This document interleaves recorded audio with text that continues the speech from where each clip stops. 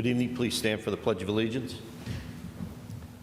Pledge allegiance to the flag of the United States of America, and to the republic for which it stands, one nation, under God, indivisible, with liberty and justice for all.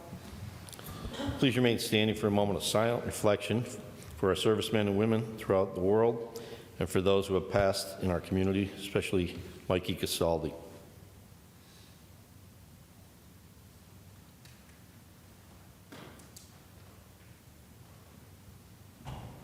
Thank you.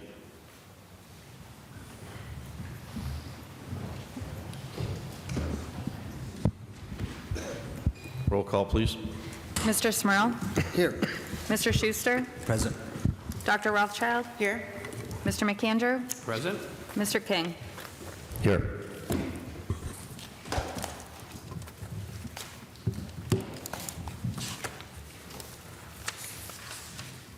Please dispense with the reading of the minutes. Third order, 3A, Lackawanna County Planning Commission Subdivision and Land Development Evaluation Report reviewed February 10th, 2023. 3B, minutes of the City Planning Commission meeting held on January 26th, 2023. 3C, City Planning Commission Annual Report for 2022. 3D, City of Scranton Year-to-Date Aggregate Financial Summary through January 31st, 2023. Are there any comments on any of the third order items? If not, received and filed. Do any council members have any announcements at this time? I have a quick one. I'm just happy to announce that I had a blast Sunday at the Holy Rosary benefit where the cops and firefighters played in a basketball game. As a grandson of a police officer and the son of a firefighter, I had to stay a little partial, but the firefighters were victorious. So it was a great time, great night for a fundraiser. That is all I have. Thank you. Anyone else? Yes, I have one thing to add. Just want to make people aware that the Beautiful Blocks program is open for pre-applications, which will be accepted through March 27th, and then awards will be announced in May. For those who are not aware of the Beautiful Blocks program, this is through NeighborWorks. They've been doing it for a few years now, and they provide matching grants of up to $1,000 per property to groups of 5 or more residents to help make exterior improvements to their homes.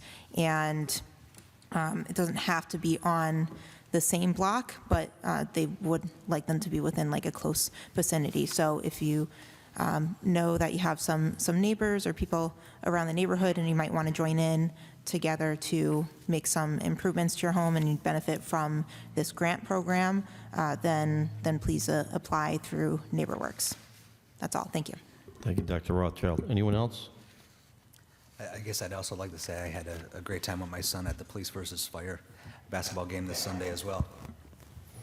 I will announce for Mrs. Hodawanitz that the Friends of the Scranton Public Library are having their book sale. It started February 27th through March 5th, Monday through Friday from 10 a.m. till 6:30 p.m., Saturday 10 till 5, Sunday 12 till 3. As Mrs. Hodawanitz said, Ms. Hodawanitz said it's the best deal in town.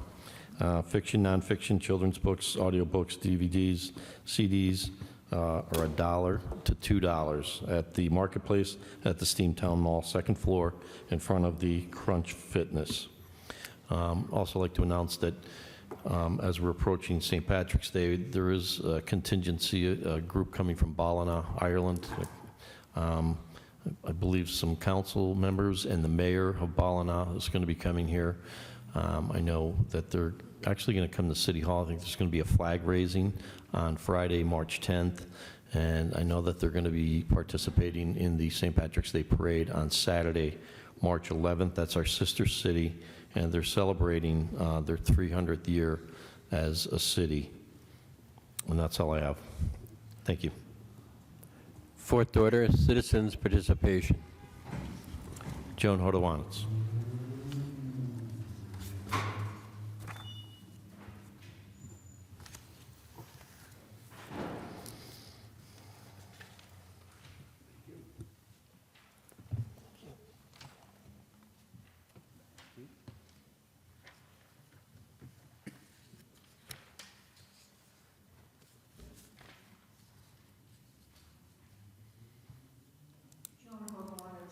Well, thank you for mentioning our book sale. It is going on right now.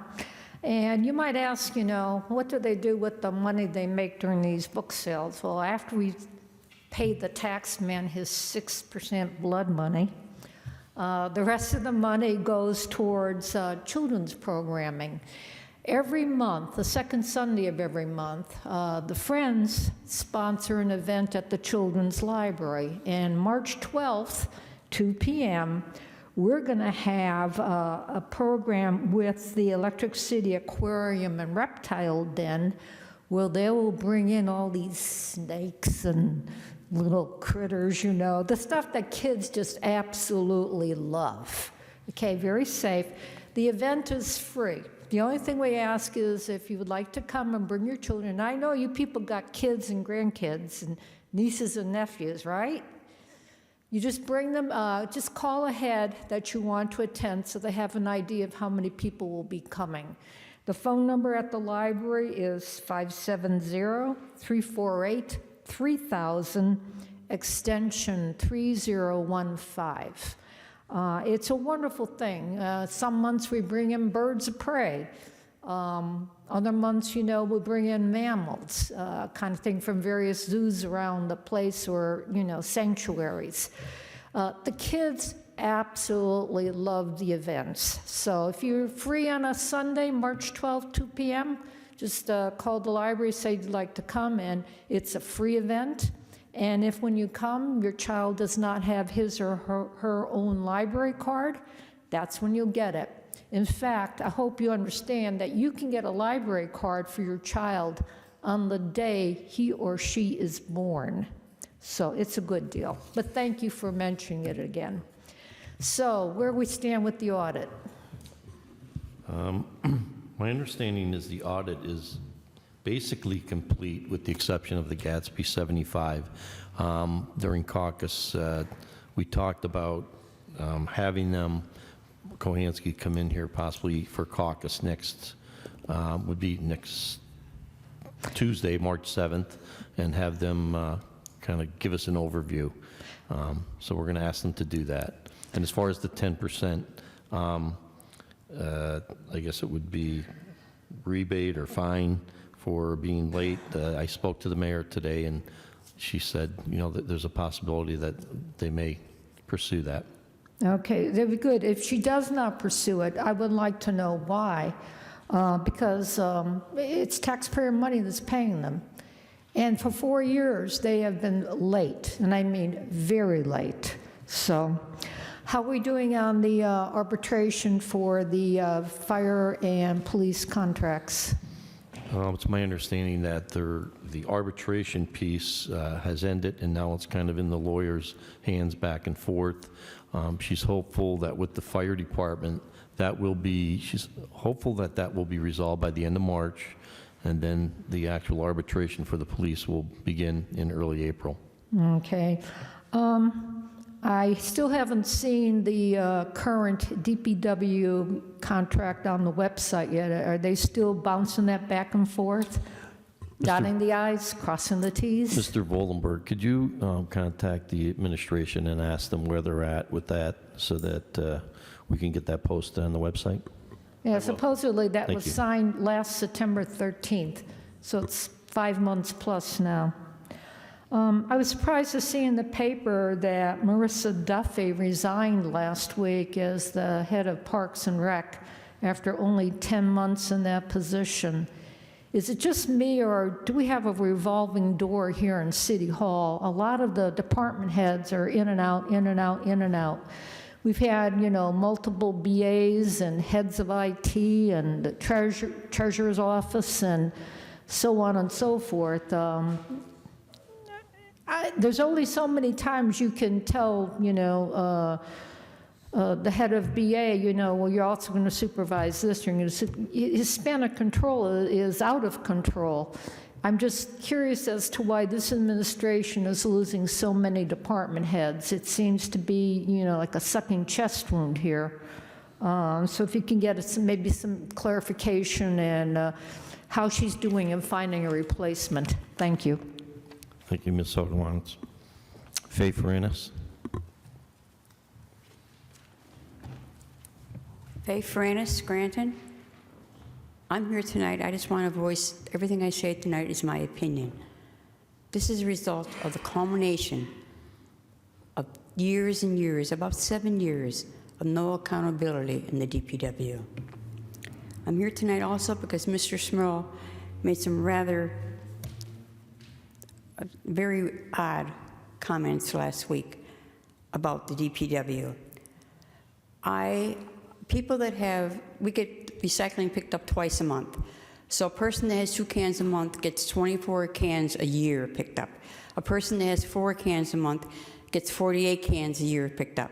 A person that has 6 cans picked up a month has 72 cans a year. Now, I've been to many bars in the city. The city ordinance says that every bar, every business, nonprofit and regular, they have to have a private hauler. When the health inspector goes to these businesses, when they open up a bar or a restaurant, before they get their license, they have to show proof that they're having a private hauler picked up. But Mr. Smurl mentioned, well, we have to have the DPW pick them up. At least if it's $300, with 1,000 businesses, we'll make a lot of money. Well, let me tell you something. I went to bars. Some of them have 10 cans. That is 240 cans a year. Some businesses had 18 cans, which is twice a month, with 56, okay? Or 36, rather. That is 432 cans a year. Some of them had, one business had 28 cans, which is 56 cans a year, which is 672 cans a year. I would have to live 28 years to get 672 cans of recycling picked up. I would have to live 18 years to have 432 cans picked up. A person getting 72 cans would have to live 9 years. And each year I pay $300. So if I had to wait 18 years to get the 672, that means I would have to pay $5,400, not $300 as Mr. Smurl recommends.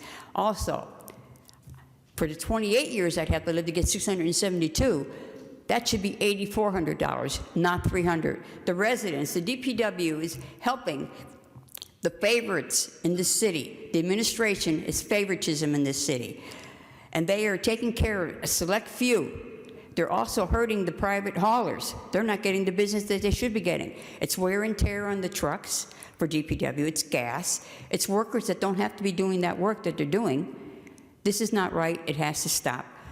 So if anybody thinks that Mr. Smurl is going to pass an ordinance, change this ordinance to $300 for a business, he has a rude awakening coming, because we're getting robbed. The residents that are paying $300 a year, why are we paying that if the businesses don't have to pay anything in 7 years?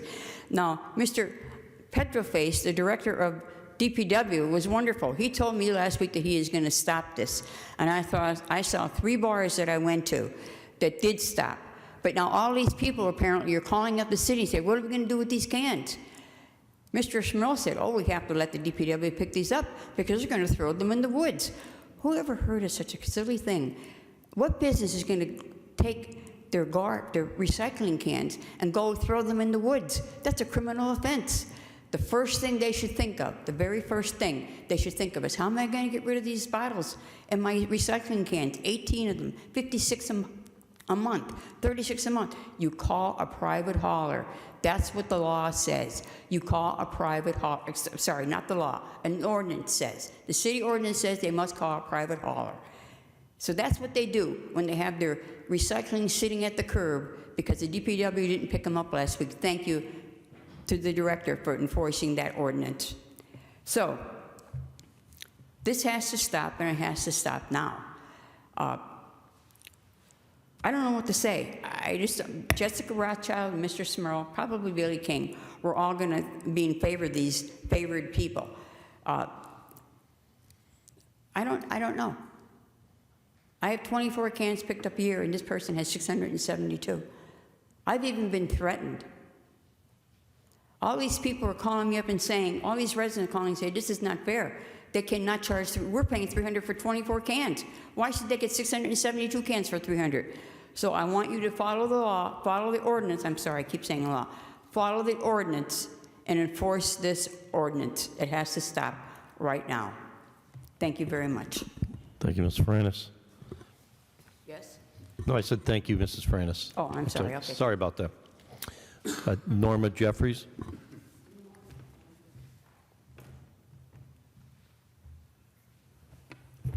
Good evening, Norma Jeffries, Scranton resident. And the first thing I want to talk about tonight is to give an update that Bev Barrios was here and talking about the Lackawanna County Prison, and that she had started the process to work with the Lackawanna County Prison to educate the inmates there on their rights for voting and all. And this was at the directive of Judge Gibbons.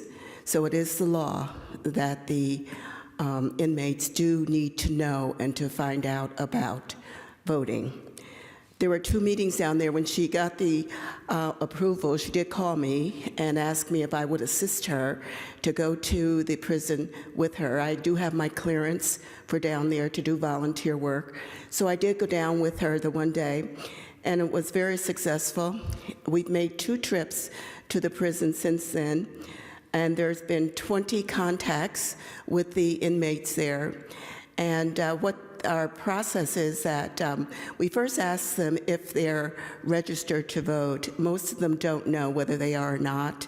So we try to get that information. There's no internet connection that we can use at the prison, so we try to get the information and then take it to our homes and try to find out if they are registered or not. Then we take that back. If they are registered, then we will give them the information to apply for an absentee ballot. Those ballots are not ready yet, but as soon as they are ready, they will be mailed to them.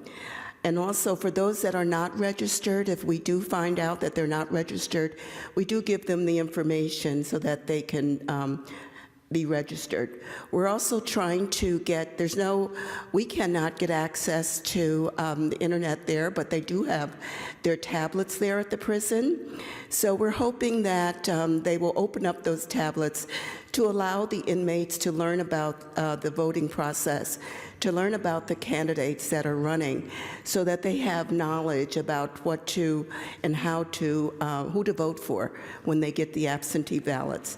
So that's a process ongoing. You know, we're trying to get everything that we can done before May, and so that they'll be educated, number one, and that number two, that they will have the opportunity to voice their concern, their opinions, okay? I told her I had to use my 5 minutes to talk about her project. But my hot button today, of course, is the street signs. As we know, Saturday morning it was snowing, so I didn't get to go out until later in the day. But I went and got my paper. You know, it's always good that my paper is delivered, and I go out to get the paper, sit down with my coffee, and enjoy my coffee and the paper, and what do I see? On the editorial page, a note and a letter from Joe Barbaruti, I guess that's how you pronounce his name, on the street signs. And I says, oh good, I've got another compadre out there who's just as concerned about the street signs. He also sent a picture of the street signs and how they're just hanging off the poles, which they are.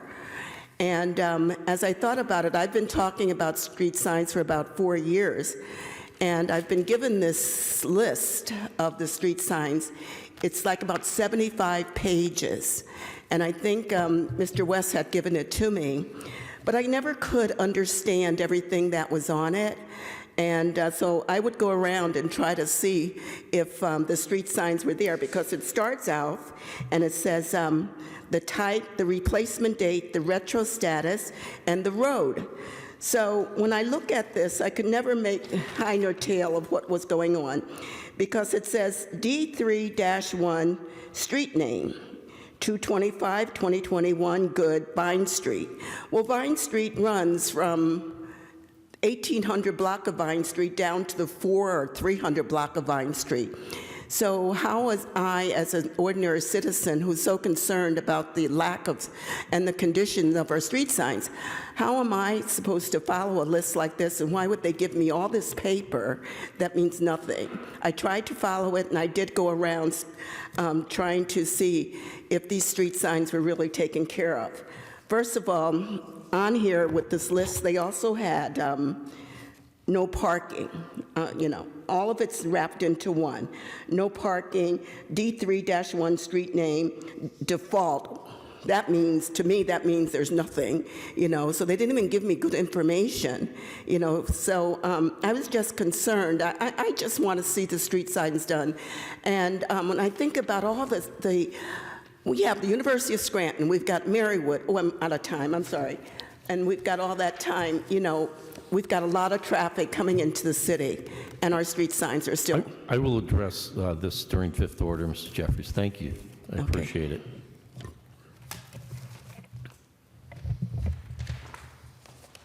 Lee Morgan.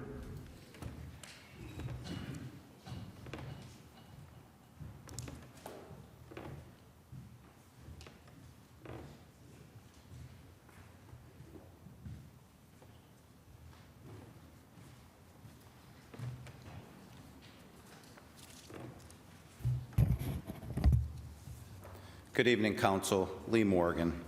I'd just like to say that this week on Monday, I stopped into the city clerk's office, got just a very small tidbit of information that I needed in regard to ECTV and what's occurring there. Now, after I left that office, I went to find their office. I don't think they have an office. Okay, now I called their telephone number. They don't have an answering machine on their phone anymore either. So, and I know that this thing is going to propel itself through court as it goes forward, but the most troubling thing is just how corrupt the city government is, because that's what this document that in the city clerk's office showed, that the council members in 2015, I don't know, I'm just guessing. That's why I'm going to ask Mr. King to verify all the things I'm saying here today for next week. I think it was Pat Rogan, Bob McGough, Tim Perry, Bill Gahan, and Wayne Evans were on the council. And of course, Mr. Courtwright, who was convicted of malfeasance in office, was the mayor. And I'd like the people at home to pay attention to what I'm saying here today, because it's all very valid. Ozzie Quinn died in 2016. Now, the council hated the Scranton-Lackawanna Taxpayers and Citizens Association, so did Mayor Doherty. But we had a right to use this forum, and we had a right in the PEG channel to present ourselves here and talk about local government. And before the mayor was elected, he was a councilman. Now, when he gets elected, he removes the P from public in the PEG channel in 2015 in the franchise fee. In the franchise agreement, and makes it an educational and a government channel. Now, ECTV kept running as a PEG channel until I did a couple videos, and then when the Scranton Times questioned why that garbage was on ECTV, they took my videos down. Now, this thing is going to propel itself through court. But for all these people who watch these meetings, the problem we have is the council that we have and the people we elect and the mayor. Okay, now, I've asked the city clerk and the law department, okay, who's on the board of ECTV? Now, they receive grant money from the city of Scranton. And I'm asking Mr. King to make public who those members are, okay? Because the public has a right to know. And the other thing I think we should know is, what other organizations do they belong to, and are they part of Scranton Tomorrow? Now, I've sent them a certified return receipt letter because I'm getting ready to litigate. And if I have to, I'm going to present the council to the judge, the mayor, okay, ECTV, and the whole thing. Because what this just in my own mind shows me is that our own government doesn't want its people to sit and talk about its elected government. And that's what the PEG channels were started for by the Congress and Senate when they enacted those laws in the 1960s. And you know, it may seem harsh, but I want the people in the community to look at these meetings and just go back to what Mr. Smurl said last week and listen to what Mr. King said the previous weeks about having a discussion about the project at Naog Park, that you weren't going to sit and meet with me. But it had nothing to do with me. It had to do with the community. And that's what the PEG channel was designed for, to bring public officials out, sit them at a table, and have discussions about your community and try to make it better. And what we've created here are kings, because that's what you are. And when people ask, what's going on with the city government? It's the mayor. Look at all the people we've gone through. It's all political. We've had police chiefs, fire chiefs, department heads. No, it's a mess. And where's the grant money going? We don't know. We're still asking for an audit from a year and a half ago. And the reason the designation was changed on the PEG channel, okay, is because they didn't want the public to discuss issues they didn't want discussed. And the people in this town need to remove the people in election in the next election cycle on this council. Whoever's up for election, remove them. And remove people who care about the community and the people and do the right thing, and it's time to start soon. Thank you, Mr. Morgan. Eileen Dorsey.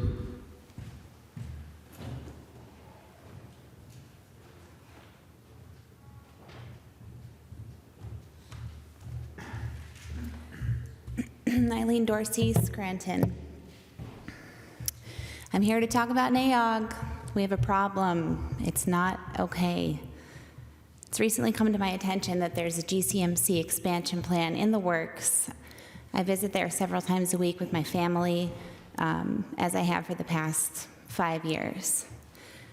For several years, I lived at 532 Wheeler Avenue, which is approximately 2 blocks from Naog Park in the Hills section. Naog was basically an extension of my backyard. I was there every single day. I've brought my entire family there for any number of occasions, events, community programming. Since moving, our families continue to make use of the park several times a week. We love taking advantage of the natural diversity of the many walking paths, the atmosphere of the park, the space for children and adults to play, and Naog's well-maintained structures. We have many parks in the city, but none of them have the character and the history that Naog does. Imagine how upsetting it was to me to learn that Geisinger has made plans to encroach upon this very small area by building multiple parking garages adjacent to the park, each one standing at least 4 stories high. Why are we allowing Geisinger to devalue a neighborhood that stands alone in Scranton for its charm, its location, and its real estate value? If it's about money, which most things are, then think of it this way. The construction of unsightly parking garages in the hill section would decrease everyone's property value and increase our taxes. This is a nearsighted plan that will cause more than one permanent eyesore. But it's more than just ugly new construction and wasted space. Geisinger's expansion plan blocks natural light to Naog's rose garden, greenhouse, and people trying to enjoy the western edge of the park. Furthermore, Geisinger has backed out of a contract to rent a rear parking lot from Naog, which is an income source that the park relies upon heavily. I've walked by that parking lot many a time, including a few days ago when I wrote my notes here. It's never at full capacity. By all appearances, space is not the issue for Geisinger. And if it is, maybe they should look to expand somewhere other than the hill section, which is pretty established. Geisinger is not a community-driven organization. They're a big business in Pennsylvania.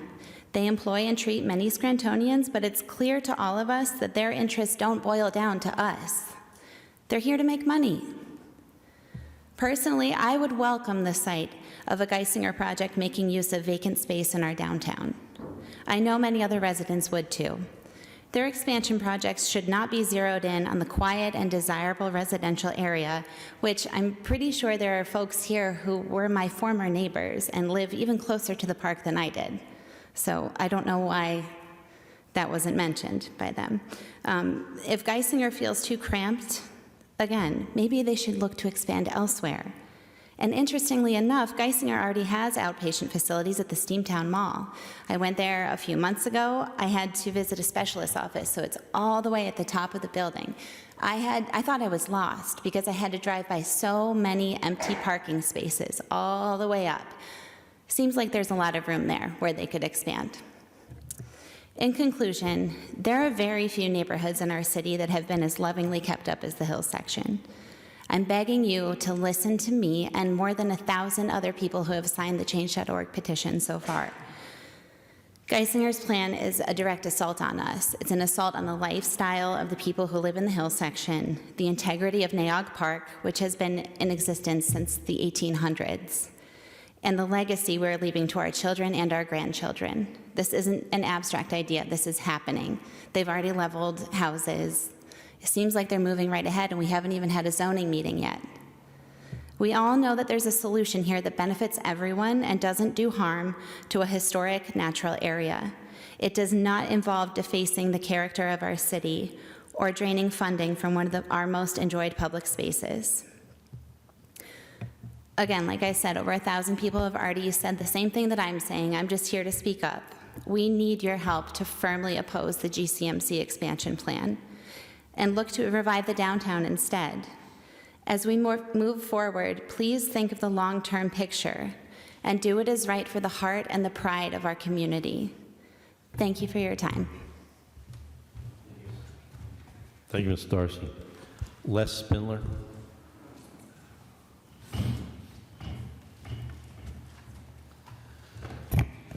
Good evening, Council. Les Spindler, city resident, homeowner, taxpayer. Once again, I'm going to talk about a pet peeve of mine, how the utilities are killing our city streets. They make paved cuts and they don't fill them in right. A huge example is North Main Avenue between Greenridge Street and Market Street. It's a mess. There's got to be paved cuts like every 5-6 feet in that stretch of road, and they're not filled in correctly. It's the bumpiest thing I've ever seen. And it's ridiculous. I know that's a state road, so that's up to PennDOT to have it taken care of, but maybe we could send a letter to them. I don't know if anybody drives that way, but it's terrible. And up in my section on Dorothy Street, where the ball fields are in front of the playgrounds, I requested this a long time ago, when they put a storm drain in on that side of the street where the basketball courts are, which was great because that used to flood the sidewalk. You couldn't even walk there when it rained. But they put the storm drain in, but where they dug the road to put the drain in, it's falling in now. There's big dips in the road. So that's got to be dug up and repaved. These utilities just do a terrible job when they dig the roads up. And I know they have some kind of agreement with the city, and I think the city should put their foot down and tell these people to fix the roads they were before they were dug up. That's all I'm going to say on that. Last time I was here, Councilman McAndrew, you spoke about people that have rental properties, and if the one side is vacant and to not pay the garbage fee, they have to have their power turned off. I think that's ridiculous, and I think you'd feel the same way. It's first of all, if you have electric heat and it's a winter time, you turn the heat off, your pipes are going to freeze. That's the most ridiculous thing I ever heard of. So, because I know I have a rental property, but it's being rented, and I live on the other side. But that's a ridiculous thing to have your power turned off. So. Hope that's changed. If it's an ordinance or whatever, I don't know. Okay. I spoke about this a while back. Is there any further information on the dangerous dog legislation? I know you guys were supposed to get together with the mayor.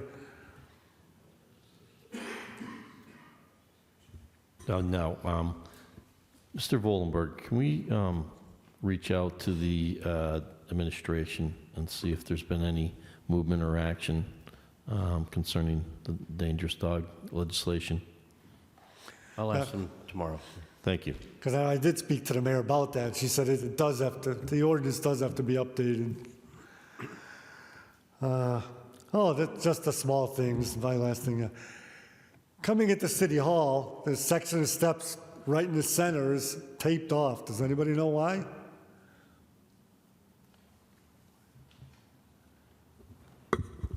I'll be honest, I'll have to reach out and find out, get some information as to when that plan is to have that repaired. I'll find that out, Mr. If you could, please, thank you. Well, what has to be repaired? Everything looks good to me. I don't know exactly what the issue is or why they have that blocked off. Okay, 'cause coming in tonight, I looked to see if the steps were falling apart or something. It looks okay to me. I don't Just know if curious. it's something above or, if you could find that out for us, I'd appreciate that, Mr. Voldenberg. I will, Mr. King. All right, thank you for your time. Thank you, Mr. Spindler. Ron Ellman.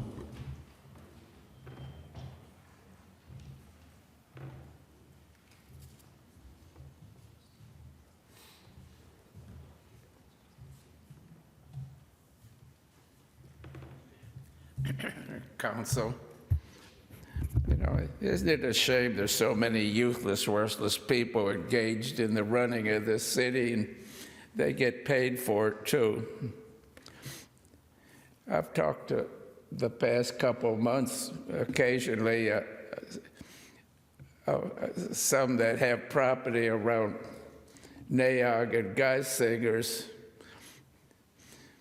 They feel their property's worth about half what it was a mere few months ago, like I've been telling you what happened to mine. The neighborhood is just deteriorated, degenerated. I still got this filth next door parking on the lawn. I don't know.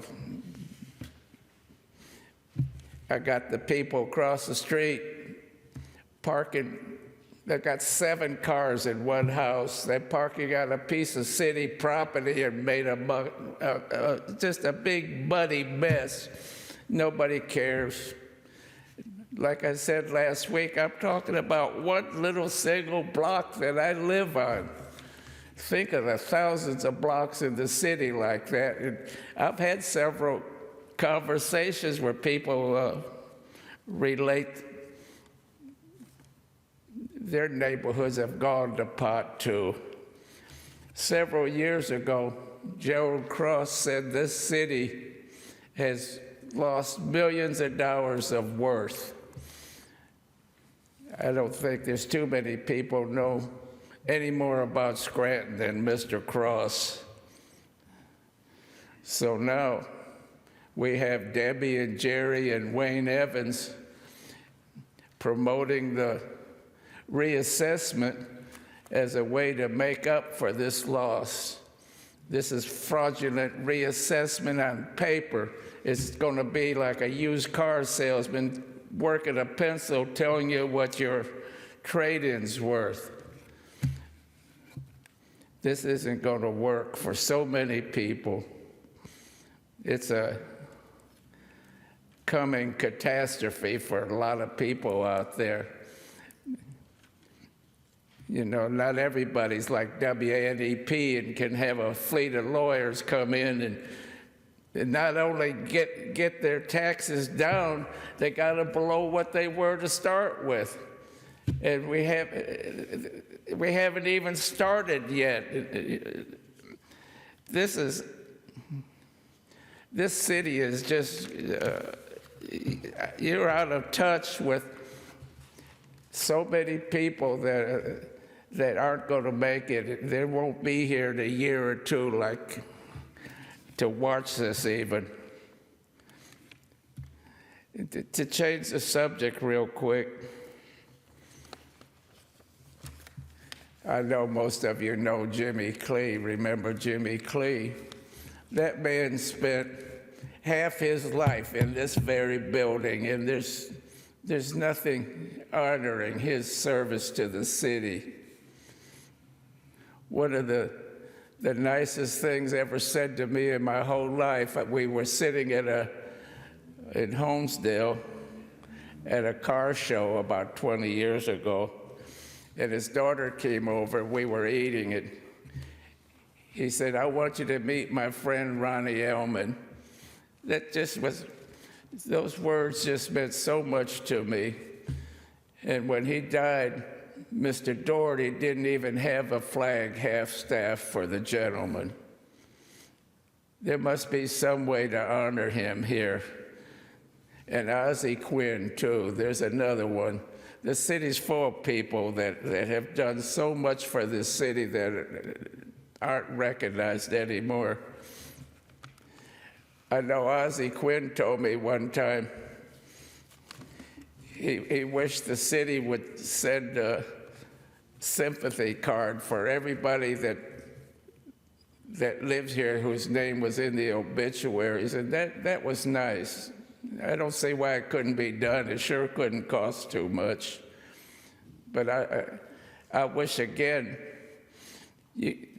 there got to be some way to honor Jimmy Cleve with his service here. Over 50 years right in this building.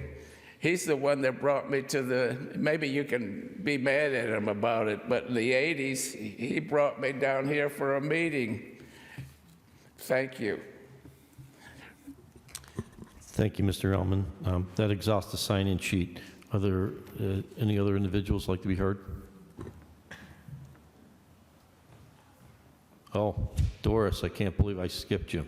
Oh, I can believe it. That was not on purpose. Excuse me. Doris Kolosky. I apologize, Doris. I just said that to Norma. They don't want me to talk. No, we want you to speak. That's okay. Well, first of all, this isn't even anything I was going to speak about, but on my way down here on Mulberry Street and Harrison Avenue, the walk, don't walk signs are smashed together, so you can't read them. Okay, so I'm here more to talk about... I'm sorry, Mulberry and Jefferson? No, Mulberry and Harrison. Harrison, okay. Okay. Thank you. Now, what I'm really here to talk about, of course, is my same old, the hospital, my zoning, my house, the whole bit. I received a call from the hospital a couple of days ago. We have a liaison named Brian.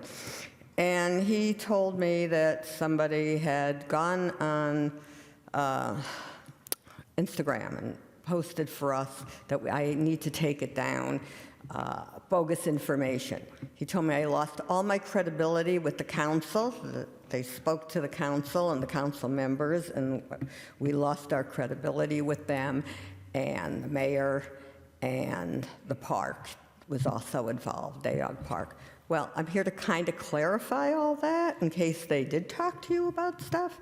But first of all, somebody has posted on Instagram a link to a petition, and they have the old pictures of the first zoning with the 125 feet.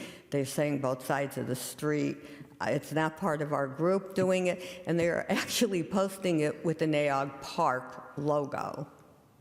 So, needless to say, the board at Dayog Park isn't too thrilled with this either.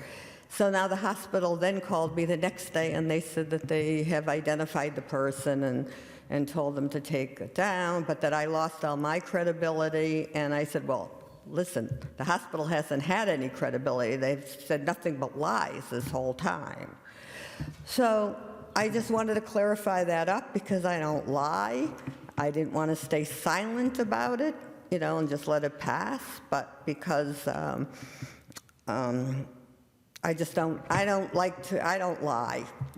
If I tell you, and I tell you what's the truth, and if I made a mistake, then it's a mistake I made. But our group has not sanctioned anything that wasn't exactly the way it is. And in the 400 block of Colfax, they have agreed through compromise, which we did not really want, a parking garage across the street from us. In fact, in the very beginning, when Don King came and sat with us, and Councilman Kyle Donahue. They asked each of the persons from all the sections of the city, Greenwich and everything, what don't you like in the new zoning? And everybody else got, okay, I don't want a boarding house, okay, I don't want an Airbnb. We said the only thing we really didn't want was a parking garage. So, of course, that's exactly what they decided to put there, probably to punish us, but can't prove that. Anyway, on our 400 block, on the even side, they are going, supposedly, if this passes, build the 45-foot-high parking garage. And on my side of the street, it remains residential, mixed use. And on where they're going to put the parking garage, it's institutional, capped at the 45 feet. Now, that's what they're proposing right now. And even though it's not what we want, we were willing to make a compromise because we knew that most of the people on council felt that everybody needed to compromise. Now, on the 200 block, it's also one side they're leaving institutional, capped at 45 feet, which should be mixed residential. That would be the even side, because they did not get all the houses there. It's just the opposite of what the 400 block is. And the odd side, where they got all the houses, that borders Wheeler Avenue, they demand that there's still one Civic, and that they are going to make it, which could be 100 feet instead of 125. So the posting that was on there was just the old information. The person probably didn't know the new information. But the new information is only 25 feet shorter on the one. And that's the one that you people have been attending. You've been attending the planning, so you know basically what I'm talking about. And we feel that the hospital needs to compromise, just like we're compromising. I'll no longer be able to sit on my front porch for all the exhaust fumes going by my house with them entering and exiting the parking garages and the noise. My girlfriend said I like to play mahjong on my front porch. My front porch is probably going to be banned useless now. But we compromised for the sake of everybody, because they already tore down the buildings. But it's not right that they don't insist, when this comes over to you, that they compromise on that 200 block, because it really isn't fair to all the people. They're making it so only the people on Wheeler Avenue will never be able to sell their homes to anyone but the hospital, and then they can give them whatever they want. It's just not right. And that's what I'm appealing to you. And I also wanted to clear up any credibility issues that I might have had. I know my time's up, but I did want to clear up any credibility issues that you might have had with me or my group, our group, because it was not their doing and their responsibility. Thank you, Ms. Kolosky. I appreciate you clearing that up. Now the sign-in sheet has been exhausted. Is there anyone else who would like to speak?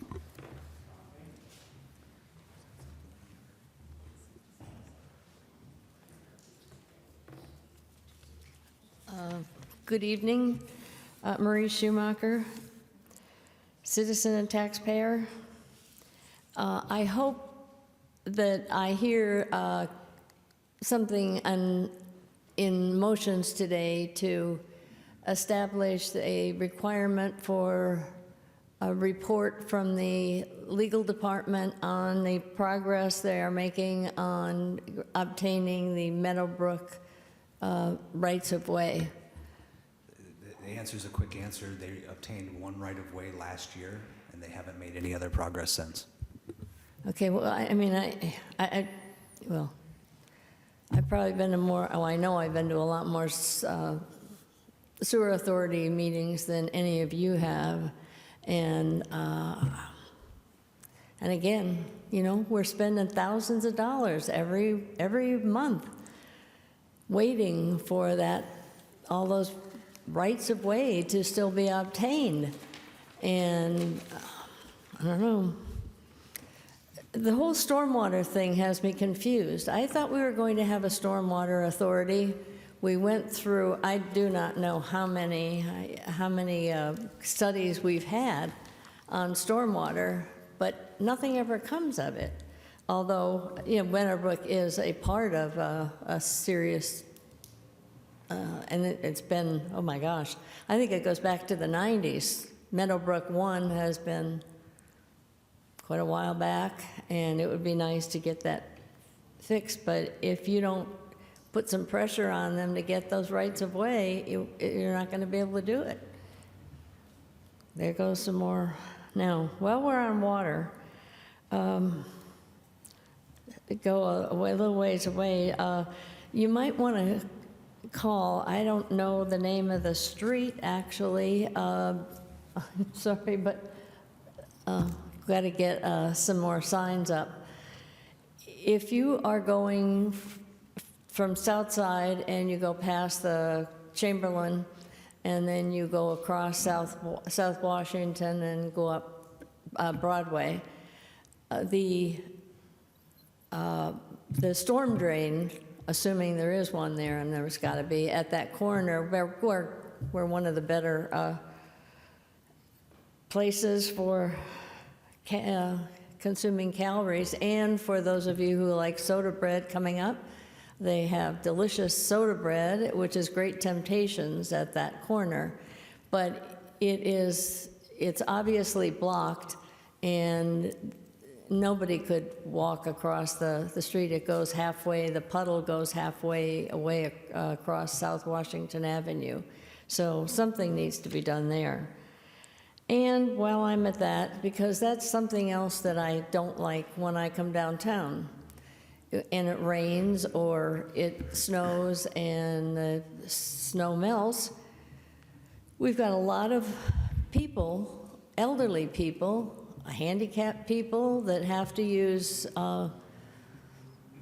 wheelchairs and things of that nature to get across the street. And our corners are terrible downtown. You know, if you have to go a block or 2 blocks out of your way to be able to get across a street because the puddle is too large and too deep for you to get to, that should be number one. I don't like, you people never set priorities. We have tonight in 7D, I think it is, or 5, I don't know. Anyway, giving money away to beautify a building. Well, that's nice if you have the extra money, but you got to do the priority things first so that the people who live here can get across the street. And I want to say I hate to see Miss Duffy leave, because she had been at a meeting and she told us she is a safety, qualified for safety inspections, and she was going to do that with our parks. And I never realized that we didn't have anything, and without getting those certifications, I'm pretty sure that we, as the city, stand to get sued if something happens at one of the parks. And so she was going to do that, and now she's gone, but I think that should be another priority, is to get a program to have a safety evaluation of each and every one of our parks. I know there's one over, and I don't know, I could tell you later. I don't go there that often, but I went there once, and there's a huge hole in the slide, and it's down, you know, where it goes around. And if a little kid got up there and went down, my gosh, God knows what had happened to him. But my time's up, so thank you. Thank you, Mr. Schumacher.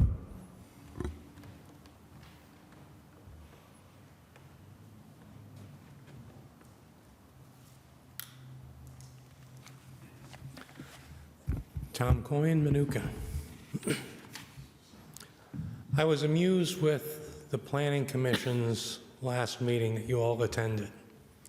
I addressed a number of issues there about procedures and city conflicts of interest. What was interesting on reviewing the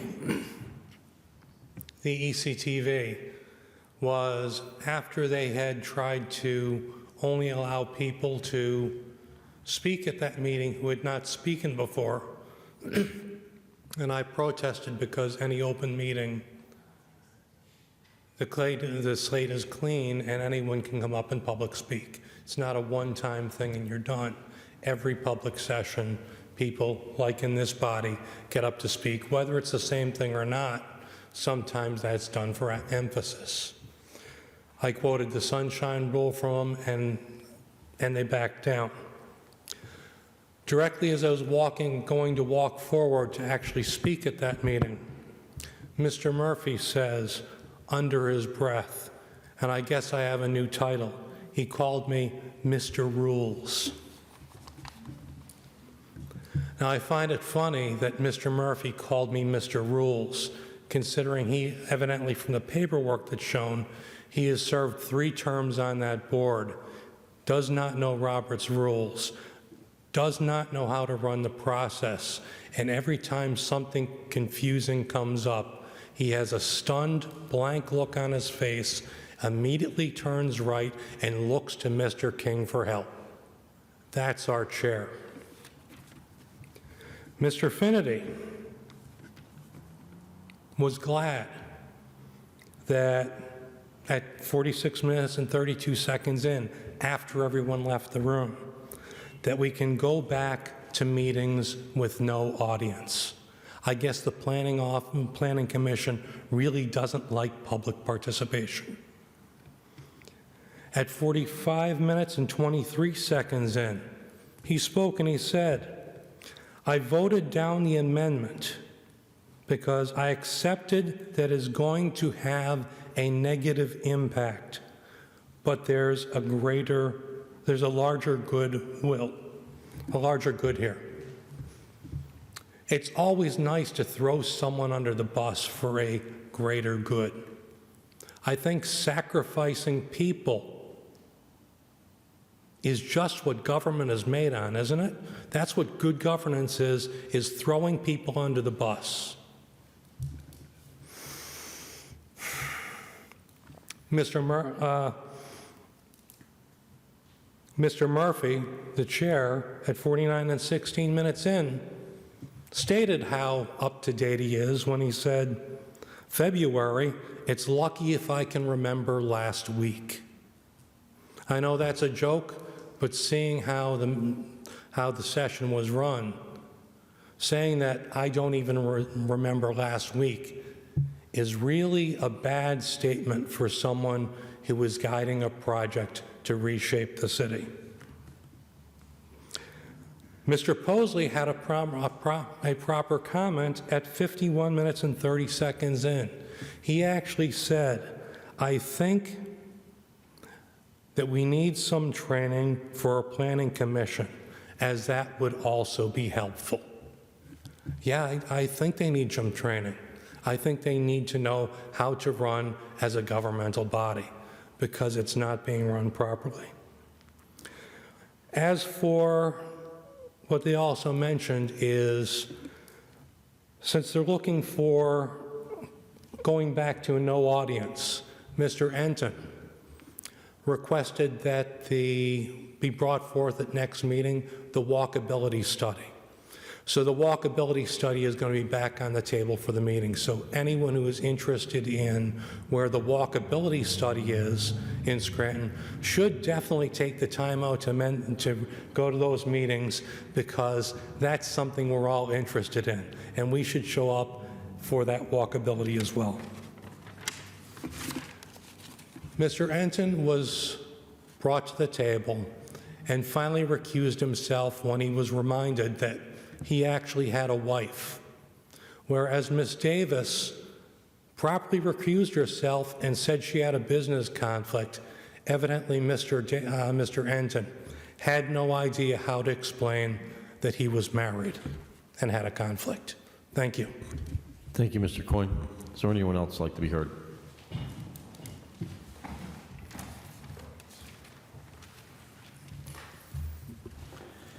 Hello, I'm Rick Little from Scranton, Pennsylvania. I'd like to talk about civics in the Fourth Estate, because there's a lot of discussion about how things work. Seems nothing works unless somebody funds a study first to see if it'll work, And I think everybody has gotten trapped into putting things off that are really important that need to be addressed. There was a very articulate Democrat guy named Tip O'Neill who said all politics is local. And since I was very young, I was taught this and tried to see the building blocks. Basically, the kids in the schools aren't being taught civics at all.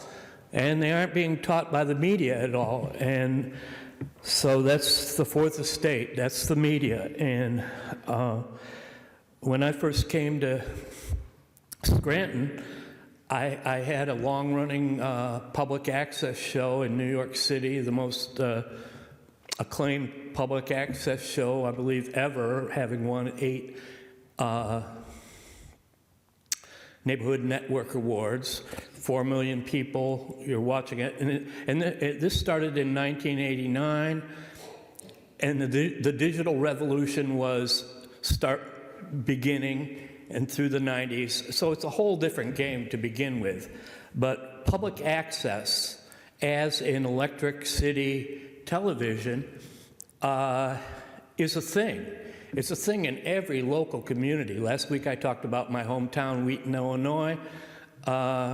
I've been to the public access station there. I've been to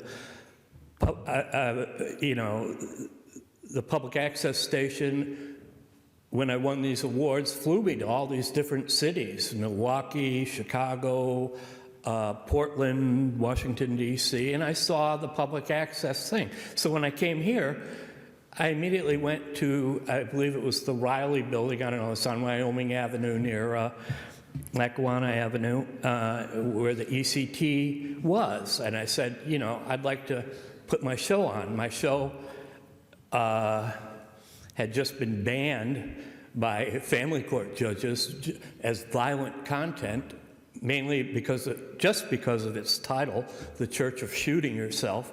But, you know, I don't want to get into the courts and all that, but, you know, I played a newsman, and it was my way of expressing my opinions. But today, with things like, you know, TikTok and Instagram and you know, this is not fourth estate. This is surveillance on top of it, and so. And then you watch the local media, you know, where they're parroting from way up high, you know, from CDC and National Institute of Health and the World Health Organization, saying, you know, it's always been about children and health. And now people are dropping dead suddenly, you know, and no one questions WNEP. I mean, I know the people who I see I play trivia with them. I know them, you know, but I also know they would have lost their jobs if they didn't parrot this CDC line on, you know, lockdown, everything's. So they privatized all these federal funding things, and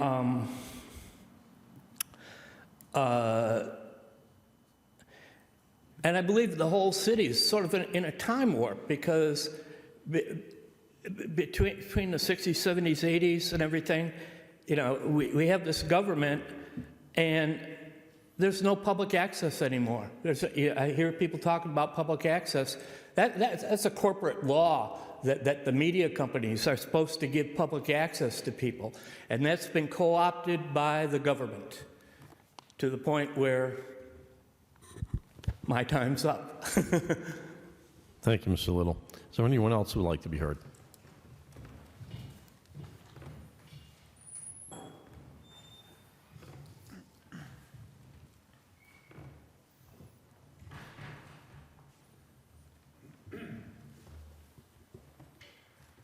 Good evening, Council.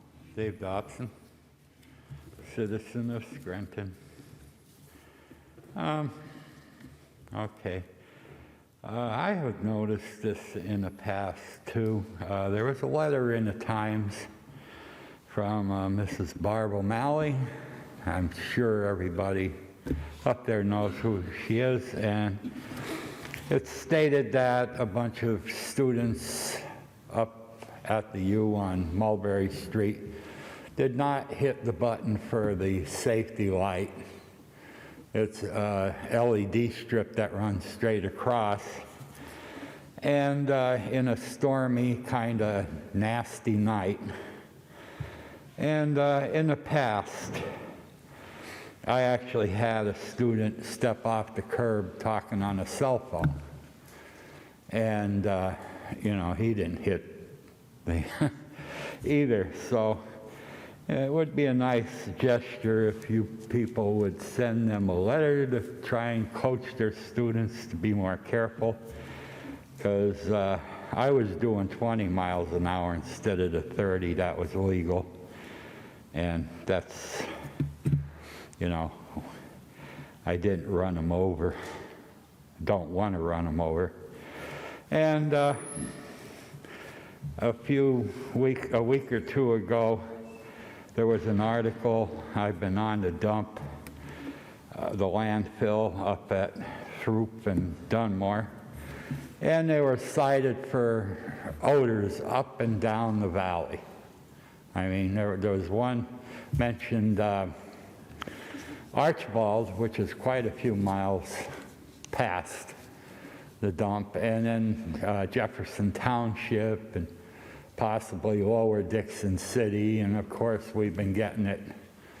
Dunmore's been complaining all along, and possibly further south there, so it's just something I thought I'd mention. And once again, apartments downtown should have parking spots off-street for their tenants. That's all there is to it. You're going to park out the people that are trying to run a business down there. And, you know, after 5 o'clock, it seems like a ghost town before 5, and then after 5 o'clock, 5:30, the whole street's parked up.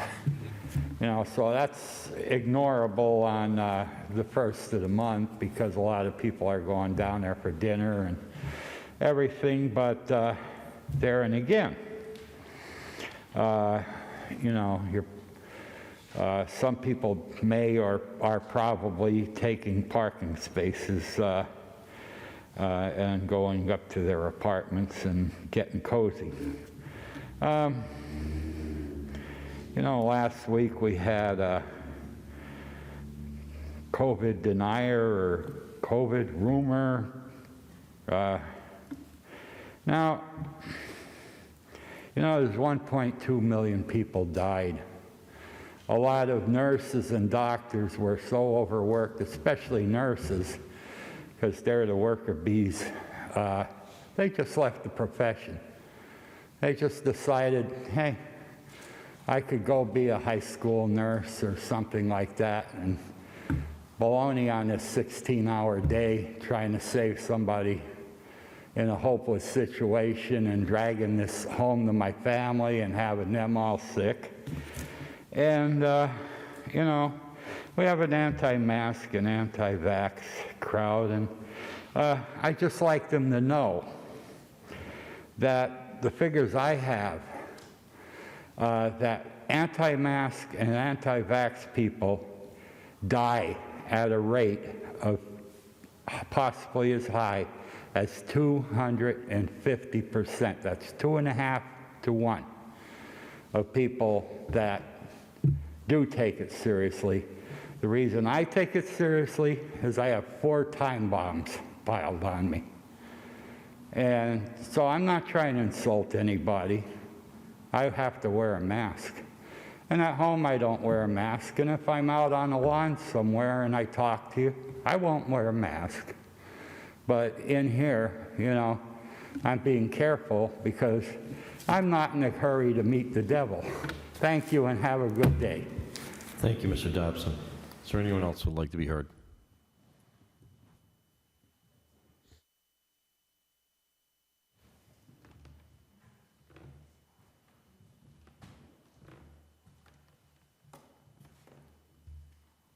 Delmar Gzevich, Scranton City taxpayer. I'd like to start by thanking Mr. King for his impassioned defense of the city last week. It was excitable and frankly endearing to hear someone so passionate about what the city has to offer to the denizens and for visitors. It's not very often that people discuss everything that Scranton has to offer, and even I myself spend a lot of time discussing what it could do better. So it's nice to hear people who notice and recognize and are very proud and very quick to promote the city of Scranton. That's a passion I share. I was born here in the city, and I spent my youngest formative years living on Alder Street. And then as an adolescent, I lived on Vine Street. And while I currently do reside in Wilkes-Barre, I still work here in the city, and I've spent a lot of my free time here in the city as a visitor and as a resident with friends, and I really do believe in this city. So I understand that sometimes my message or my thoughts move faster than my words do, and my statements can be easily misconstrued, so I apologize for my suggestion that Scranton doesn't have anything to offer. My point was that the city of Scranton, especially in our neighborhoods, specifically in the downtown, doesn't have much to offer to people in terms of actual material living conditions. We discussed afterwards that if I lived in the downtown and wanted to go grocery shopping, I would be very hard pressed to do that without a car. Doubly so if I had any limitations of walking. And there's really only one grocery store accessible from the downtown, and it requires a lot of walking downhill and then back uphill and through gravel and dirt and rocks with no clear path. So the people in the downtown specifically are restricted to using cars in order to go shopping, to provide for themselves for food, for clothing, for shoes, and all of this has to be done outside of the community. So the residents in the downtown and in many other neighborhoods are forced to rely on their cars to then leave the community to spend their money and then to come back with their items. And this is a very strong developmental oversight that most cities in America, and Scranton is among them, that needs to be worked on. And a lot of other people have recognized this. I believe it was on Thursday I saw in the newspaper that a study was being done now to try to get a grocery store into the downtown, so that way the residents can access it and go shopping within their own community, work within their own community, and have a place where people in the community can go and interact with each other. And there are plenty of other places currently, a number of coffee shops or even small parks, but none of these are necessarily support everyday living. And that's what the city and many other cities around need to invest in. We don't have these systems set up. One of the ways that we can make sure that this gets set up is first by replacing the parking lots with actual usable and habitable spaces. I'd love to speak tonight about the lack of necessity for parking garages up near Naog, when we have so many parking lots, as I've said multiple times, in the downtown that aren't used at all. So replacing those with mixed-use buildings with the grocery store on the first floor and apartments and condos above them is how all cities were built up until about 1950. That's how much of downtown Scranton was. That's how most of the cities ever were built up until the suburban development and car dependency. So reimagining Scranton as a city for people to live in without the necessity of cars, and for people to live in their communities, not just reside in their communities, but actually live in them, is a process that requires a lot of mental realignment for how we relate with ourselves and with our communities. I'll touch briefly on one of the things that this involves, of course, is actual walkability for anybody who can't physically walk. And as mentioned earlier tonight, our crosswalks are standard, and they're actually in pretty good shape in terms of the actual curb, but they fill up with debris, dirt, snow, ice, that makes it very difficult for anybody who can't step over that to cross the street, creating barriers and islands between us and the rest of the community. Thank you. Thank you, Delmar. Are there anyone else who would like to speak? Fifth order, 5A motions.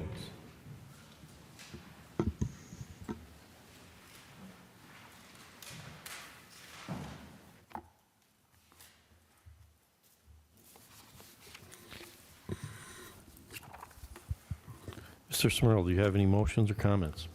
Yes, I do. Thank you, Mr. King. Sure. I want to start by speaking about the petition that is circulating to stop the expansion of Geisinger CMC that I guess has 1,000 signatures on it now. It states that Geisinger is trying to build multiple parking garages, and they name 4 different spots. The 400 of Colfax Avenue, they say the entire block for a parking garage. We all saw the prints when we went to the meetings, and the one on the 400 of Colfax did not go to the end of the block. It stopped very short. There was a park there, green space, and they also had tiered the parking lot back as it rose, so as not to block, I guess, the view from the park or the sun or whatever their agreement was. Okay, that was the first one. The second garage would be the one on the 200 block of Colfax Avenue, the odd side of the block. That is the large one that everybody has a problem with. And that one, they're pretty out front with it. They showed us what it would look like in their rendering, their drawings. But then the even number side, it says, well, if you read the petition, it says, evidently there's another garage going there, but there is no other garage going there. They don't own that entire block, and they have no plans of putting a garage on that side. And then they say the 400 block, or the 200 block of Arthur Avenue, kind of references another garage there. The 200 block of Arthur Avenue, if you go on the corner, I believe it's the old Sugarman's estate. They own that property, and they own the building next door. Well, that's all they own on that block. So I don't know where they would put a parking garage up there. So it's kind of falsely stated on that petition. And if you have to make false statements to get someone to sign the petition, I really don't know how anyone would sign that thing. The reason I'm bringing this up is because it was sent to me to sign. I believe it was sent to all of council. I did call Geisinger CMC Friday morning after I received this petition Thursday night. I asked them if I could speak with them about all the 4 garages that they're going to be put in, and they granted me a meeting, which was 3 o'clock Friday afternoon. So I went up, I spoke to them about the garages, and we went over the whole thing again. There are no 4 garages going up. Their idea is to put those 2 garages up so that they can go across the street, tear down the old School of Nursing, and then tear down the existing garage that looks like it's falling down anyway. But the only way the hospital will expand is that way. You can't take just tear the garage down and tear the School of Nursing down if you plan on expanding the hospital. So the reasoning for the expansion of the hospital, while I was there, and anybody that goes by Geisinger or goes up to Nag Park, you normally see 5, 6 ambulances there at all the time now. It's kind of strange to see that many ambulances there all the time, but I assume that's how all hospitals are. So I had asked the person I met there about the 5 ambulances and why they were there pretty much constantly, and there was a few more parked around the street. So I was told that they have 38 beds in the emergency room, and that they normally run between 100 and 110% above capacity for the emergency room. So how do they get so many people in there? So if you've been in the hospital, in the emergency room, you will see beds line the corridors.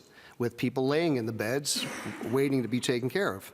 If you go into the waiting room, there's people there that have IVs already started, and they wait many hours to get some kind of emergency care.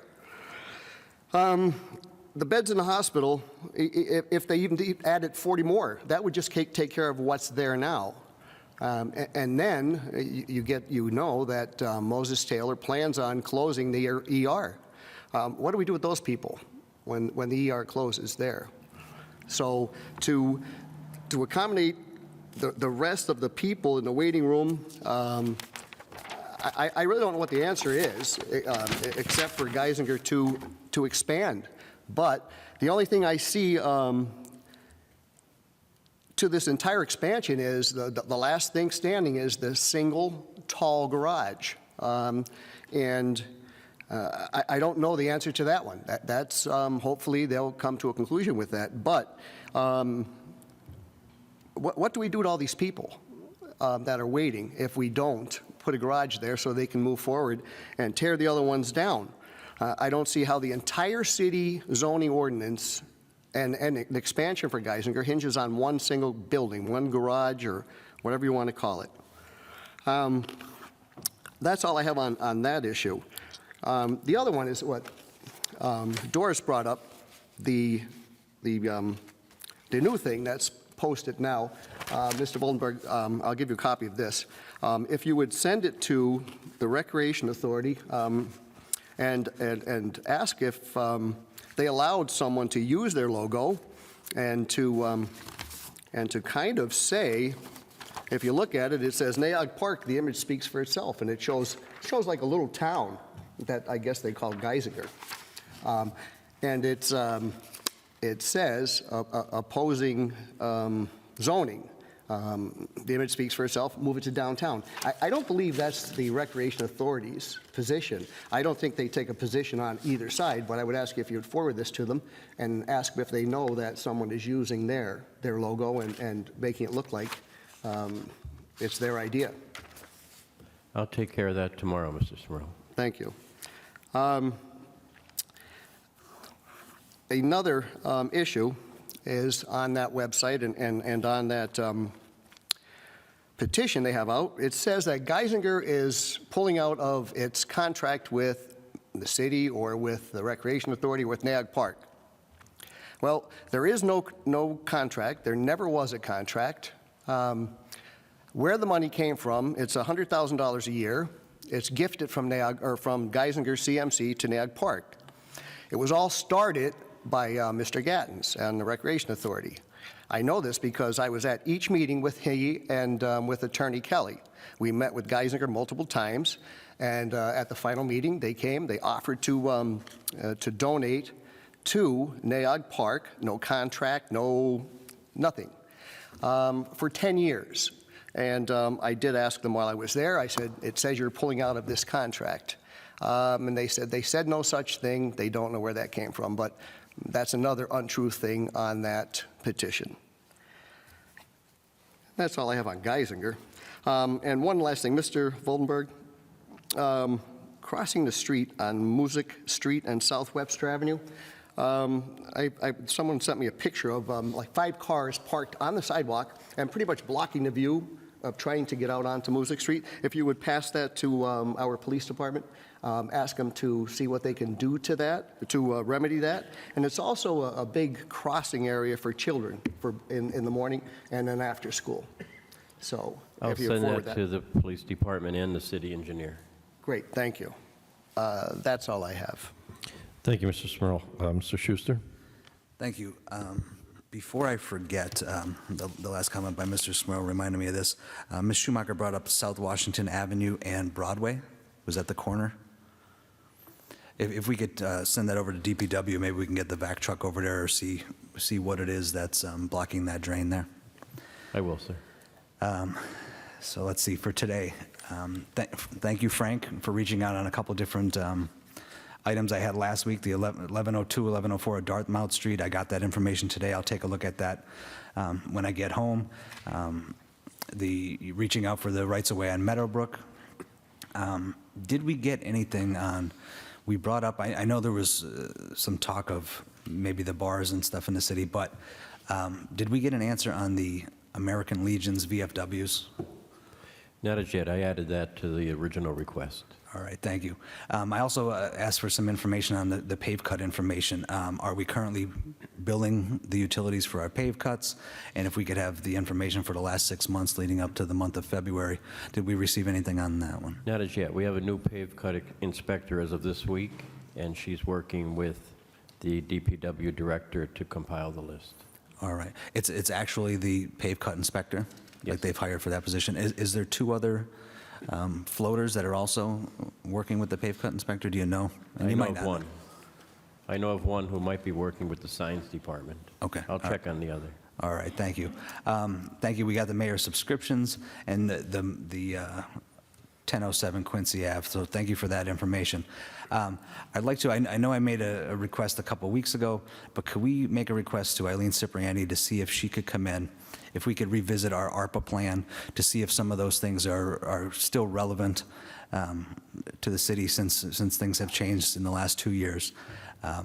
I'd definitely like to take a look at those because I believe maybe some of those items on the list may not be relative today. I did have a chance to take a look at the county plan for McDade and the swim complex there. It looked like a pretty decent plan with the pool and the splash pad. It looks like it's going to be about $3.4 million, which is a lot less than the estimate we were given for NAOG. So I really would like to start getting into this ARPA plan. They do plan on using ARPA money for that. So I would like to get into our ARPA plan with the funding that we have at this point in time. I believe it's $4 million. I think we should be looking into a swim complex up at NAOG. I know, Frank, you've asked it several times, but council is waiting for a side-by-side comparison from the city planner.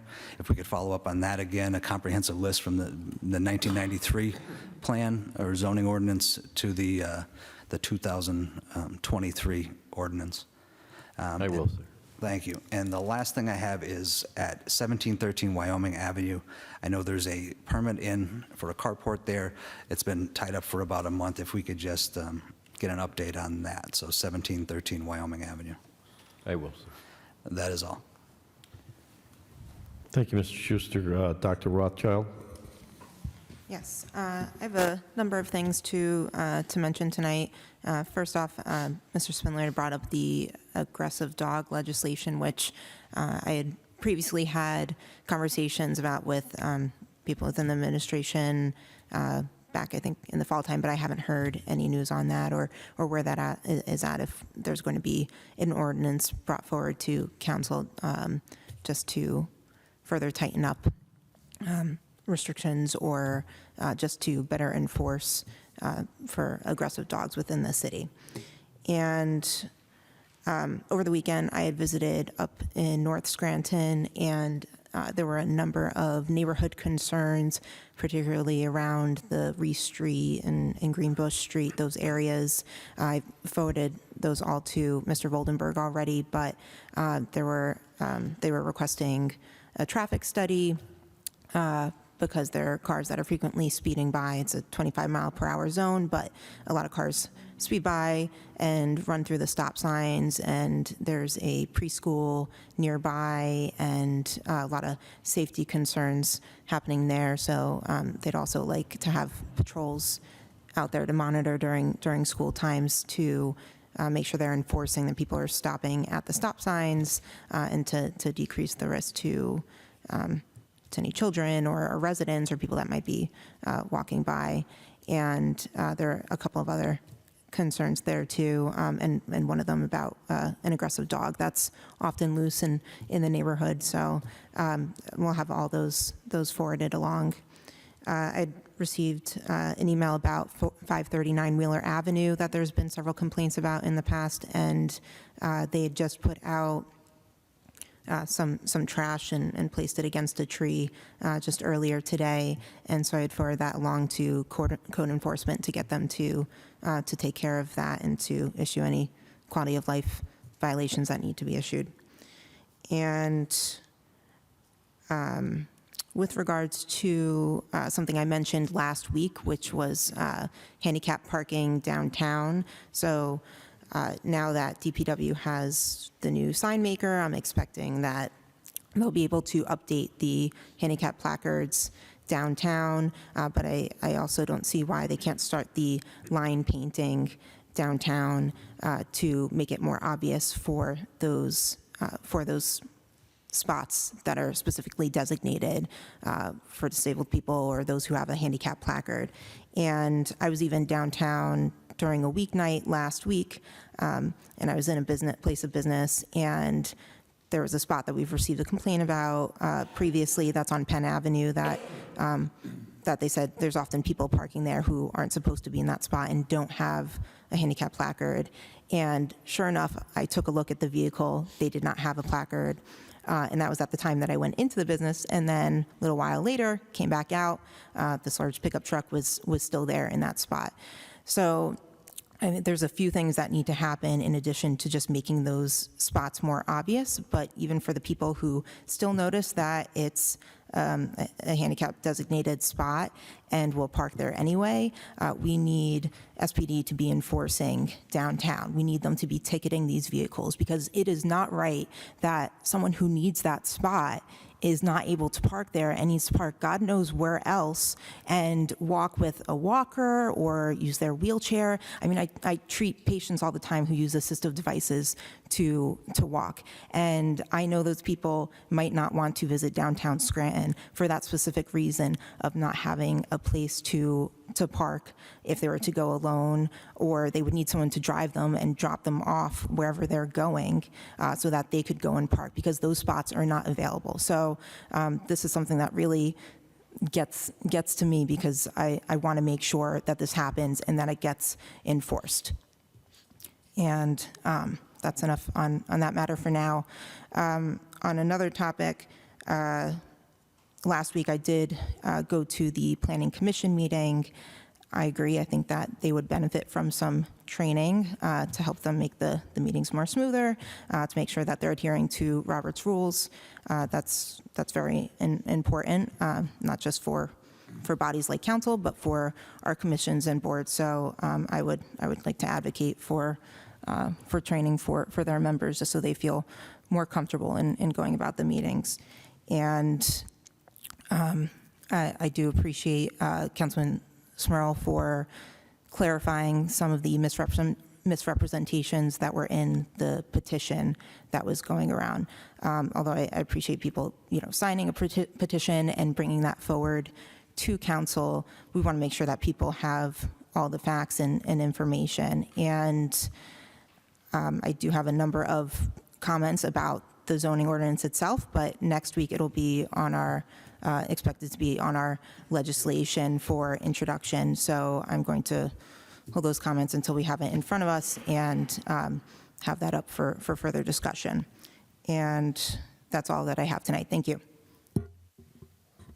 Thank you, Dr. Rothchild. Mr. McAndrew.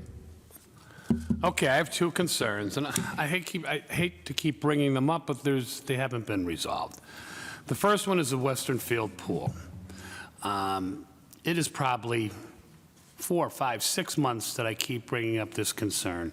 We have members that are taxpayers and residents and customers that utilize this pool for socially.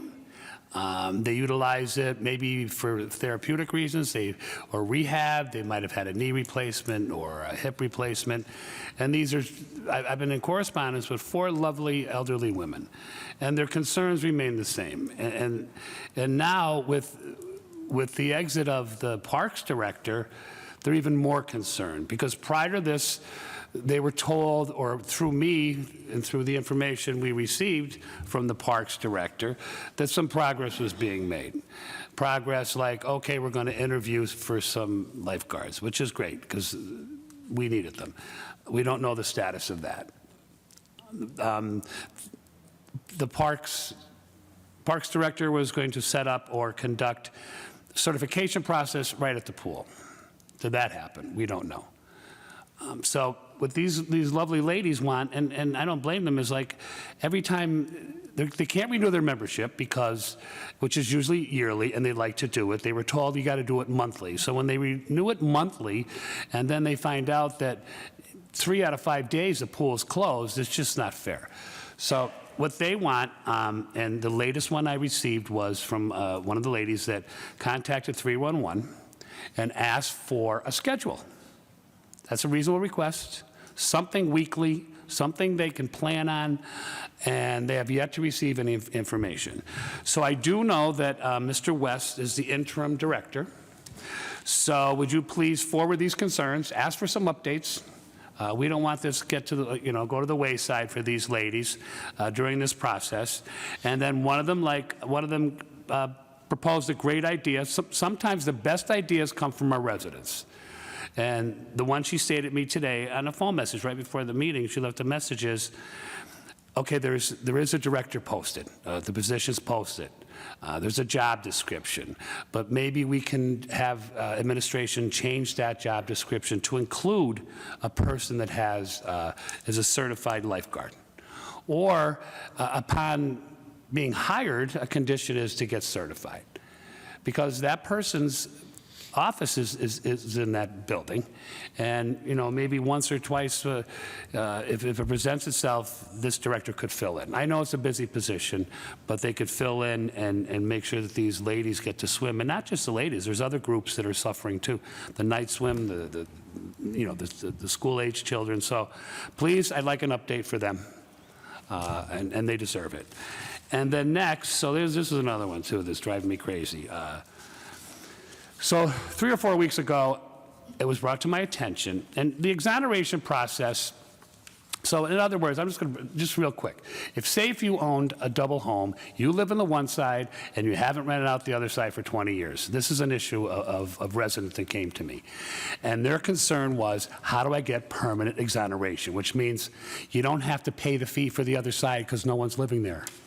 So I put that forward because, in going through my emails today, there was a bunch of exoneration concerns a year ago this week. Some of them were resolved, but even then, I did not hear what we were told a couple weeks ago by the Treasury Department. We were told in an email that permanent exoneration means you got to cut the power off to that other apartment, which is absurd, especially with the cold spells we had, and this is right around that time when it was brought forward. So, okay, I was told that, so what did I do? I followed up with a question as to when this policy happened. I never heard of it. Is this a new policy? And if so, when was it approved? How was it approved? Is it on the book somewhere that none of us know about? And the response from the treasurer was, well, I'm sorry, but that information has to come from the code enforcement, because I wanted something in writing. So then I brought it up again, and someone said, well, the code enforcement, someone is on vacation. Well, I don't think, the office there's enough people there just to get me the answer. So with that said, I said this in caucus. When I have to beg for a policy, literally for weeks, I'm afraid that this doesn't exist. And I hope that's not the case. So, Mr. Voldenberg, please, just get me the policy. Please reach over. You've been great with corresponding, but I just don't understand that in order to get a permanent exoneration, you have to cut the power off to the other side of the house. I'll follow up, sir, and I'll escalate to the mayor's office. Thank you very much. And that is all I have. Thank you. Thank you. Mr. Schuster, I think you had one more thing. Yes, in caucus, we discussed about the pools for this summer. Within the last month, I did reach out to Parks and Rec to see what the update on the pools were going to be for the summer, what pools needed repairs, what pools were going to be opened. I did get a response saying that Tom Riley would be looking into this, to look at the pools and what the conditions of the pools. So, Mr. Voldenberg, can we reach out to Larry West to see if either he or if he could reach out to Tom Riley to get an update on all of the city pools, what their status is moving towards the summertime, and if there's any repairs or anything that needs to be done to each of those sites? I'll take care of it, sir. Thank you. Thank you, Mr. Schuster. I have a few items in reference to the garbage fee and the exonerations. I spoke to the mayor this afternoon and brought this very thing up.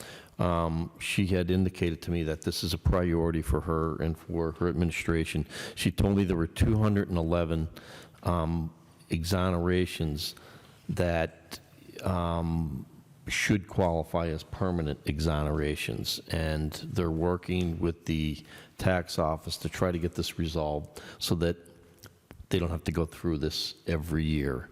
They shouldn't, but did she say anywhere that you have to shut the power off as a way to do it?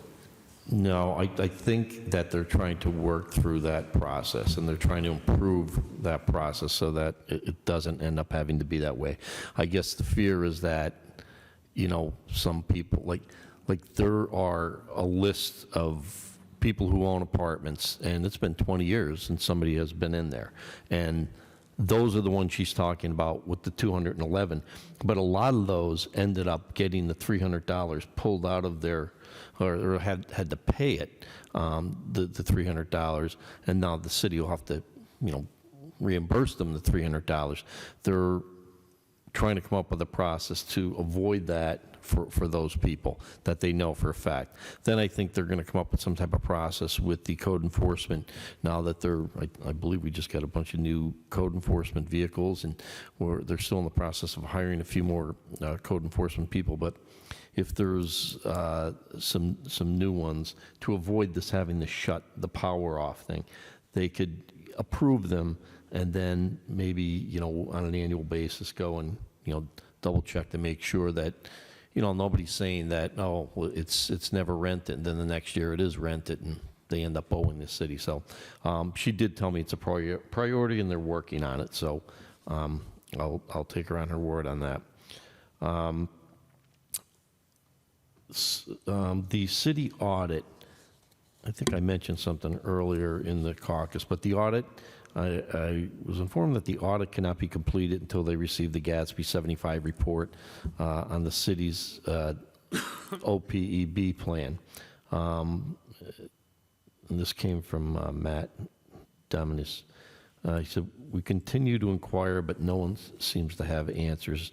Additionally, we need legal representation letters. This was sent to Matt, and I'm sorry, from Kelly from Kohansky's. So there's two things. They need legal representation letters and that Gatsby 75 report. However, Kohansky indicates that the audit is in fact complete. And they said they can have it to us next week with modifications for the missing information, if that's what we would like to see. And I think earlier we requested to ask Kohansky to come into caucus next week on March 7th prior to our meeting to give us an update as to where they're at. So if you could do that, I'd appreciate that, Mr. Voldenberg. Let's see. Also, I already mentioned that. Third order. There is going to be a new auditor. The city BA's office held a Zoom meeting Friday, February 17th with Clifford, Lawson, and Allen of Pittsburgh, PA. They're the new audit firm for the city that's been hired. Scranton Municipal Rec Authority. So we received the February 2nd meeting minutes, and they'll be placed in third order for council's March 7th, 2023 meeting. Also, Dave Trevisani from NDC/CDPS advised that City Hall, apparently the workers here in City Hall, typically they would have to pay $92 a month for parking, and I believe that the city is now, if they're waiving the fee or covering the fee for those employees. Mr. Voldenberg, could you check on legislation? I believe that the Scranton Police Department had recommended permit parking for the 1300 of Sanderson Avenue. Can you just see where we are with that legislation? I'll follow up with them and the law department, sir. I'd appreciate that. Thank you. Also, with respect to the zoning ordinance, the timeline is going to go as follows. We plan to introduce the zoning ordinance that was passed by the City Planning Commission. Plan to introduce it next Tuesday, March 7th. And then the plan is that the following week it would move to sixth order, would be advanced and it's the proposed ordinance that was brought to us by the City Planning Commission. And if it makes it through sixth order, it will then be tabled until we can have a public hearing on April 11th at 5:45 right here in City Hall chambers. And then ultimately, there would be a vote on April 18th, for seventh order, to enact the proposed ordinance. I have requested from Mr. Voldenberg if he would invite Don King, the city planner, to come in on March 14th for caucus to do a presentation for council and for the citizens. So that's the game plan for the proposed zoning ordinance and the timeline.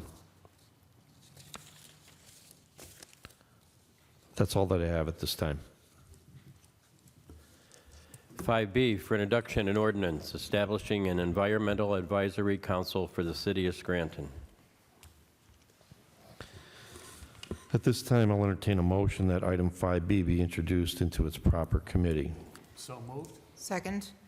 On the question. On the question, I'd like to table this. First of all, we need more information. I don't like the fact that it's another commission that only has 3 members. No balance with 3 members. I voted no when it was amended for the other one we did a couple weeks ago because, and the claim was we can't get people to fill these seats. Well, I believe that we can get people to fill this one because a part of the backup for this resolution, it states that, oh, there's a bunch of people interested. So let's table it. Plus, we need more information as to how we're going to appoint people to this because the process, we're not clear. I don't know anybody else. I'll just speak to that. Anybody else wants to jump in. But for the main reason is 3. I have a problem with just only 3 members, so. Okay, so there's been a motion to table 5B. Is there a second? There is a second. Okay, so there's been a motion and a second to table 5B on that question. On the question, I am in favor of an environmental advisory council for the city of Scranton. I think it's important that we do our part as a city in protecting our environment and figuring out better ways that we can do that. I don't think that there's been enough of that. I think we've been making small changes towards it, but there's a lot more that we could do. So I'm excited about the possibility of this council, but I'll vote to table tonight just so that we could tease out the number of members that we think should be on this council. On the motion, I also in support of this legislation. However, I'm in agreement, especially with the backup information indicating that there seems to be a large number of people interested in serving on this committee, or council. So I'm in support. I will support tabling this motion. I'm going to be in support of tabling it as well. We did speak to the Housing Appeals Board over the last few weeks, and one of the things that I brought up at that point in time was the 3 members on the board. I do think we need to have at least 5 members on this board. If you take this council and past councils in the last few years, we have a good makeup of all parts of the city. I feel like with a board of 3, you're not going to have that makeup at this point in time. We do have most parts of the city covered. I do think we need at least 5 there. I do think if we're going to establish a new board, someone from the administration does need to come in, give us a presentation on the need for the new board. We're going to be spending taxpayer money on, advertising in the paper, a solicitor, things like that. So money will be spent from the taxpayer, and we do need a presentation on the needs of the board. It seems to me, looking at the code, that council would be the ones that hold the power to create this new board, and I think we need to go through some of this legislation to see if some should be changed to meet the needs of council. But in support of tabling tonight. Anyone else on the question to table? All those in favor of tabling 5B signify by saying aye. Aye. Opposed? The ayes have it. It's so moved. 5C for introduction an ordinance amending the rental ordinance of 2022 by extending the 2023 rental license deadline to September 15th, 2023. At this time, I'll entertain a motion that item 5C be introduced into its proper committee. So moved. Second? On the question, all those in favor of introduction signify by saying aye. Aye. Opposed? The ayes have it, and so moved. 5D for introduction, a resolution authorizing Fire Chief Emergency Management Coordinator John J. Judge IV to act as agent for the City of Scranton for emergency and disaster relief pursuant to the Robert T. Stafford Disaster Relief and Emergency Assistance Act, and authorizing city officials to execute the designation of agent documentation. At this time, I'll entertain a motion that item 5D be introduced into its proper committee. So moved. Second? On the question, On the question, I'm very happy to see that someone has been appointed to this position. I do have a couple questions. So, Mr. Voldenberg, it's my understanding that we need 2 members of the city to be assigned to these positions. So could we reach out to see if that's indeed true, that we need 2 positions? And could we get the names of the last 2 individuals that were assigned to our Disaster Relief and Emergency Assistance Act? I'll take care of that, sir. And then I did ask Mr. West, I would say probably 2 months ago, for an update on any of the actions or the work that has been completed on this disaster relief number. So this is going back to 2018. It was a flood situation that we had in the city. The emergency number was given to us in 2018. There has been little done on this from 2018 up until now. Can we please see what action has been taken in the last few months? I will. Thank you. anyone else on the question? All those in favor of introduction signify by saying aye. Aye. Opposed? The ayes have it, and so moved. 6th order, no business at this time. 7th order, 7A, for consideration by the Committee on Rules for adoption, resolution number 205, 2023, appointment of Scott Petroface, who resides in the city of Scranton, Pennsylvania, to the position of Director of Department of Public Works, effective February 6th, 2023. As chairperson for the Committee on Rules, I recommend final passage of item 7A. Second. On the question. On the question, I will say, in my early interactions with Mr. Petroface, he seems to be really on top of his game, very sharp.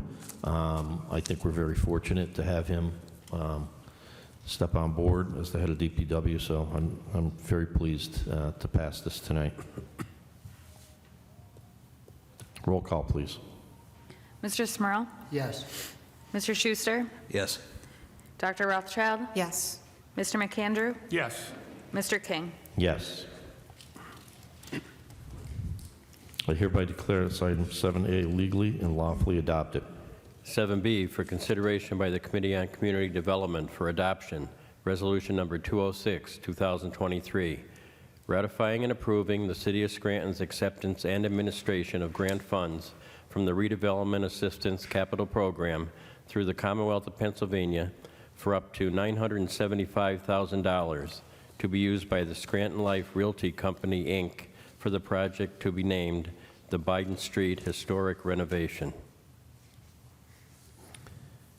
What is the recommendation of chairperson for the Committee on Community Development? As chairperson for the Committee on Community Development, I recommend final passage of item 7B. Second? On the question. Roll call, please. Mr. Smurl? Yes. Mr. Schuster? Yes. Dr. Rothchild? Yes. Mr. McAndrew? Yes. Mr. King? Yes. I hereby declare item 7B legally and lawfully adopted. 7C, for consideration by the Committee on Community Development for adoption, resolution number 207, 2023, ratifying and approving the City of Scranton's acceptance and administration of grant funds from the Redevelopment Assistance Capital Program through the Commonwealth of Pennsylvania for up to $1 million to be used for the Johnson College new and enhanced technical training facilities project. What is the recommendation of the chairperson for the Committee on Community Development? As chairperson for the Committee on Community Development, I recommend final passage of item 7C. Second. On the question. Roll call, please. Mr. Smurl? Yes. Mr. Schuster? Yes. Dr. Rothchild? Yes. Mr. McAndrew? Yes. Mr. King? Yes. I hereby declare item 7C legally and lawfully adopted.